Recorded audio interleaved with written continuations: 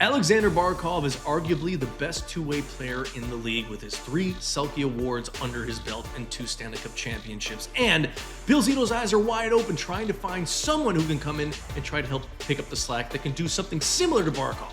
Obviously, not to the same standards, but there's no way that they do this. Guys, thank you so much for joining me on this episode of Panthers Digest. I'm your host, Greg Andrews. As always, don't forget to hit that subscribe button down below. You guys need to stay up to date with anything and everything that has to do with your back-to-back Stanley Cup champion, Florida Panthers. On this episode, I'm treating you guys to 2 different unrestricted free agents. One that has been linked to the team already, the other has not. Not yet. So let's just jump right into this, guys. First player I'm going to be talking about, well, you already know, it's already been out there. Evgeny Kuznetsov. Yes, he has not been in the league last season, but he's looking to make a return. He did not sign with a KHL team as he's awaiting possibly being signed either by Toronto or by Florida right now. Yeah, he had a little bit of a falling out in recent years. Well, we'll get into that in a second. But he's a good size for this team, 6'2", 207 pounds. He could potentially be a top 6 piece for the Panthers right now. And remember, we're not just missing Barkov right now, also Tkachuk, as well as Thomas Nosek. So don't forget about that. We're not just going to be throwing the light on these guys because of just replacing Aleksander Barkov for the season. Slack has to be picked up elsewhere. And he's a good two-way player. Not as good as Barkov, obviously, but he's had some big time shining moments in his career. He's going to try to resurrect it, and I think he's going to try to reset it because he's proven himself in the KHL. This last year for SKA St. Petersburg, in 39 games, he had 37 points. So at 33 years old, he's shown he does still have gas in the tank, and I think he could be a good addition here because championship pedigree. He was the runner-up for the Conn Smythe Trophy in 2018. I'll show you his numbers in just a second for that playoff year, as well as some highlights of what he's capable of doing. But 2018 is what I want you guys to see. So he had 83 points. He's had some good years under his belt. Like I said, playoff experience. Yes, he has it. These are his playoff numbers. You can see right there. That big line in 2017, 2018, 32 points in the playoffs. He finished second behind Alexander Ovechkin for Conn Smythe voting that postseason, and they did win the Stanley Cup. So again, that championship pedigree is there. He's got the knowledge. He's got the experience. He's a good two-way player. And let me tell you guys, the one thing I really like about him is he's a sniper. Check these out. These are some of the highlights from 2018. I mean, look at that shot. That wrister is just filthy. And you can see one of the trends going on here. A lot of odd man rushes, a lot of breakaways. He's great with his puck control, great shot, and a good passer. I mean, look at the angle there that he's able to score. That's just unbelievable. So is he still the same player that he was? I'm not going to go out there and just say, yeah, absolutely he is. He's going to come back and put up 83 points in a season. Does the potential there? Maybe. Bill Zito has one hell of an eye to find guys out there that have a chip on their shoulders, something to prove, want to resurrect their career. Maybe they go after him. The link is there. I think they give it a shot. It can't hurt because you can get him on the cheap right now. He's got a ton of experience in the NHL, obviously. Yes, he's been out for a bit, and he did have his run-in with a white unknown powder back in the day when he tested positive. And he did get some help for substance abuse, and he did struggle after that. But I think he's back. I think his mind is back in the game, and he kind of lost his love for the game after he won the Stanley Cup a couple of years later. But I do think that he's going to come back, and he's going to have that chip on his shoulder, something to prove, and wants to be a part of a winning organization.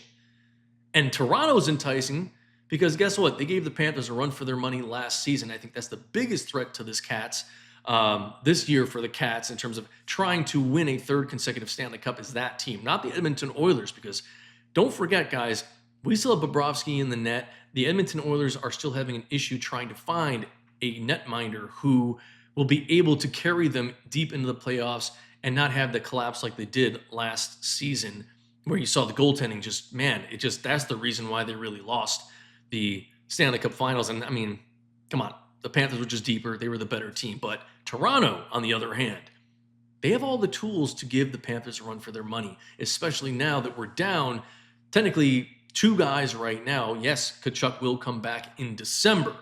So that's the good news. Don't forget, he will be back. So as we're looking at things right now, he is a very viable option for the team because he's got the experience. They can get him on the cheap. I do think he's going to play with a chip on his shoulder. I don't see why Bill Zito doesn't pull the trigger and say, hey, let's bring him in on a PTO, see what he's got, get him cheap in here, open up some room to maybe get another player. Again, they got to shore up those bottom those bottom 6 guys. We need to make sure we get them to be a little bit better, bigger names, more experience in the NHL, more experience in the playoffs, so on and so forth. But on to our next guy. Here he is, Jack Roslovic. He's got experience in the NHL. He played last year for the Carolina Hurricanes. I'm sure you recognize his name and the jersey. 6'1", 198 pounds, another solid center that we could bring into the organization. You can see 526 games played, 102 goals, 158 assists. Yes, minus 37 because he's always playing on one of those bottom 2 lines, but he's got experience. He's played in the playoffs. Does he have a Stanley Cup? No, but still the experience is there, and that's what I think Bill Zito's trying to go for. Find guys with experience. The downside to him is not as good of a defender as Kuznetsov is. And Kuznetsov, one of the downsides to him is he's not as consistent. But here is Jack Roslovic in terms of his ability to score, his playmaking capabilities. Excuse me, here we go. So you're going to see, again, a really solid shot, speedy guy, sets up his men. I mean, he loves to deke.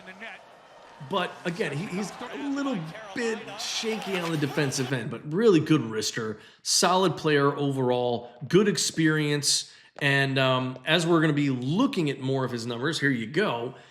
He's had a good career so far. Last year, 39 points, not too terrible, especially being on that bottom line or that third line. I don't know which one he played for, but it was one of the 2, but still good numbers for a guy who's not a top 6 guy, more of a bottom 6 player. And like I said, he does have that playoff experience. Not tremendous numbers, not bad plus minus either.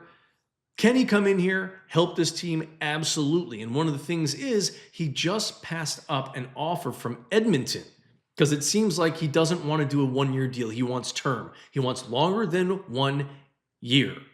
There's no link to him yet in Florida, but I think one is imminent as he is an unrestricted free agent waiting for something to happen for him. And I also think a lot of this is going to depend on what's going to happen with Kuznetsov. If Kuznetsov doesn't sign with Toronto, I do believe he will come here. It's a risk worth taking for the organization right now, especially if you don't want to give up any of the pieces that you currently have. I think don't fix what isn't broken. See what happens during the opening part of this season. If the team does well, you don't need to get anybody. I mean, you might bring in Kuznetsov or Roslovic because, again, they're unrestricted free agents. You're not giving up anything. Get them on the cheap, and you stick with it. However, if there's a struggle, the one thing the Cats cannot afford to do is let them fall in the standings and get too far behind in the points column, because if that happens, you're trying to play catch up. You might not be able to get there. You miss the playoffs. And guess what? There goes our chance at a 3rd consecutive Stanley Cup. So will we see Bill Zito wait? Possibly. I know a lot of you have been writing in the comments section that that's probably what's going to happen. Don't fix what isn't broken. Just keep the team as it is and just roll forward. Well, the team is not as is. You've got 3 guys that you're missing on that top 18 guys. So we're top 15 out of the 18 guys are the same from last year. Well, not all of them are, but the core part of that is there, but you're missing Tkachuk. You're missing Barkov. You're missing Nosek. So 3 guys, 3 big name players are out. So I think you do take a risk. You do bring in guys that have a lot of experience, one that has championship pedigree under his belt. It's worth the risk to take because you know what? Why not? Shore up, move things around in those lines. Obviously, you're going to keep that top line as is. I don't know if Kuznetsov would technically be on that top line. I would say probably make that Lundell, Lustrine, and Marchand line down to the 3rd. Your top line is still going to be Verhaeghe, Bennett, and Reinhart. And then you make your second line. Maybe you do this. Put Kuznetsov in the middle in between Samoskevich and Erod. The guy's got a lot of experience. Maybe he fits in beautifully right there in that category. So you kind of move things around a little bit. But I'm not going to go into too much about that. So anyways, guys, that's my take on those two individuals.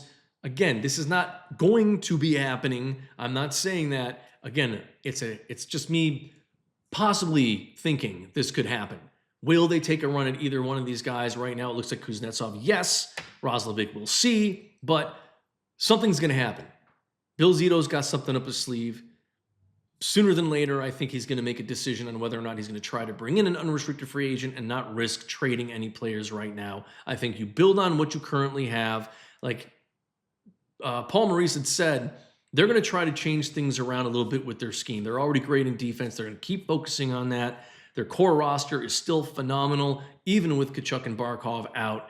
They're great defensively, great in goal. Let's see what happens, guys. I'm not that worried right now. There's no panic in Sunrise. So let's wait and see. Have trust in Bill Zito. If something needs to happen, he will pull the trigger. If he sees in practices it's not going well or preseason, as the big names start coming up and playing, if he sees they need some more help, we need to be a little bit deeper. We need to get guys that have more experience rather than bring in guys that might not be fitting the bill right now. But I think Gregor will stay. But we'll see about some of these other guys with Kunin and that, because this opens a door for a whole nother realm of players to possibly bring in. So guys, that's it for this episode. I'll probably have another one come out later today, so stay tuned, especially if more rumors start churning, guys. But anyway, enjoy your Sunday. Another one coming later. Go Cats.